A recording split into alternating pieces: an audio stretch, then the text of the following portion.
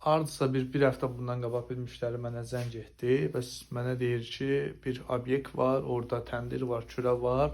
O yeri götürmək istəyirəm, bəs yerə baxmağa gedəcəm. Bilmək istəyirəm ki, o kürədə nələr olsa daha yaxşı olar. Yəni mən bu işi ilk dəfə görəcəm. Yəni mən işimin rahatçılığı üçün nələrə diqqət edeyim. Mən o müştəriyə bildirdim ki, yəni kürə peçlərində əgər termometr olarsa və ya təndirdə termometr olarsa, yəni bu sizin işinizi daha da asanlaşdıracaq. Yəni bu üstünlükdür.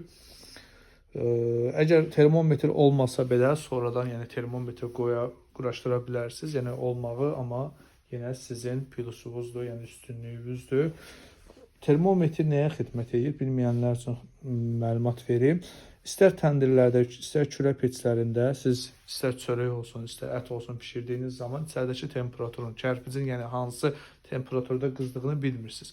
Ona görə siz çörək yapdığınız zaman və ya kürədə nəsə bir toyuq qoyun, ət qoyun pişirdiyiniz zaman o əti ola bilər ki, bir dəfə çox gözəl şəkildə pişirərsiniz, amma növbəti dəfə pişirdiyiniz zaman o formada alınmaz. Yəni çox qızarar və ya az pişər.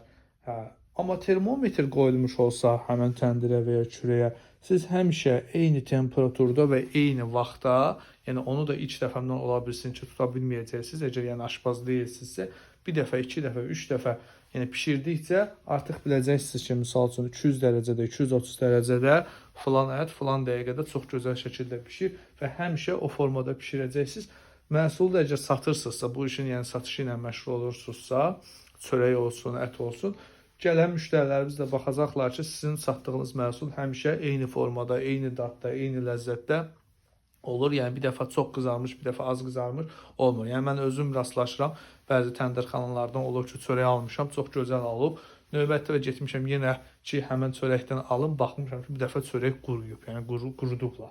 Onun səbəbi məhz həmin o temperaturu düzgün nizamlamamaqdır. Çünki orada termometr yoxdur, sadəcə kərpicin ağarmağına baxıb orada çörəyi yapırlar. O da yəni belə deyək, illər uzunu təcrübə lazımdır ki, onu siz biləsiniz ki, indi orada nəsə qoymaq olar ya olmaz.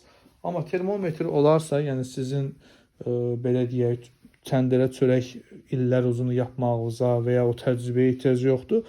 Termometr artıq sizin o işinizi asanlaşdırır.